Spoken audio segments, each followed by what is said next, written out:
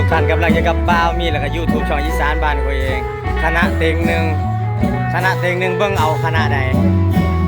บุญบังไฟบ้านน้องยินน้องหงอร้านปูชัยที่ล่าไต่เบิ่งเอาเด้อคณะใดก็ได้นะเดี๋ยวจะไปกินเนื้อย่างให้เบิ่งนี่ล่าการเปิดตัวออนชอยและการกองย่าวกับให้ไรของงานก็คือกองย่าวมีเบิ่งเอาเด้อ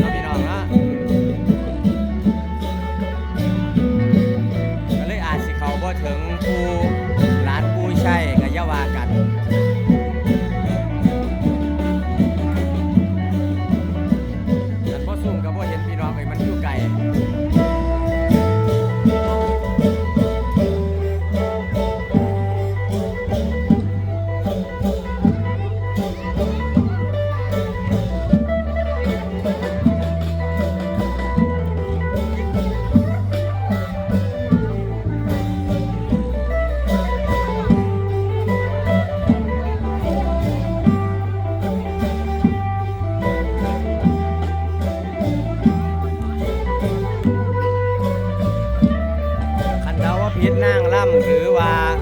กฎกติกามารยาทของตำบลหนองหินนี่น่าจะเป็นประมาณว่าเอาคนในหมู่บ้านมาล่ำมาเสื่องกันอยู่ในภายในตำบลเนาะครับเนาะเพราะว่าบ้ามีเบื้องแล้วมันเป็นนางล่ำหนาวเพราะ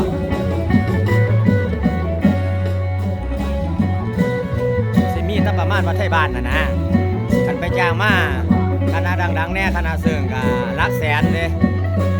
ถึงแน่กับ4-50,000อันนี้น่าจะเป็นคณะในหมู่บ้านในตำบลที่เขาคัดกันมาเอง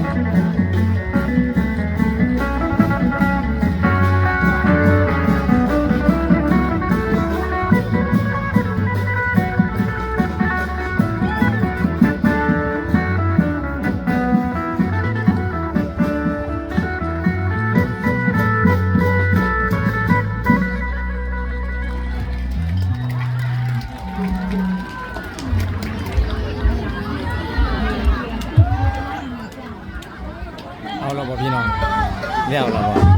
มีต่อเว้ย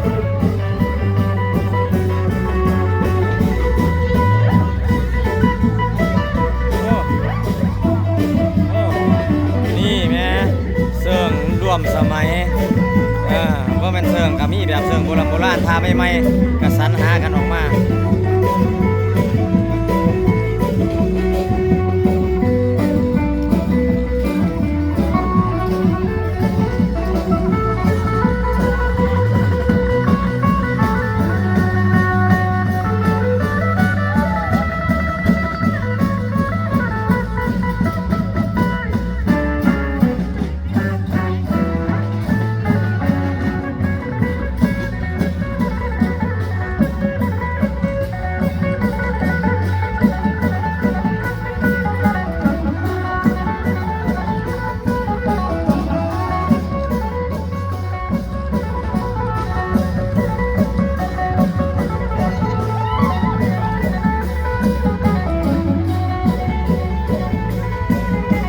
ประมาณ10 กว่านาทีเนาะพี่น้องเนาะเลิกแล้วสวยงาม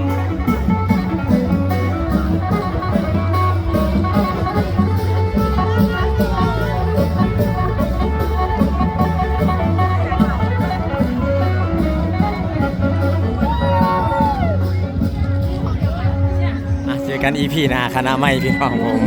ประมาณ12 นาทีโดยประมาณเนาะครับเนาะ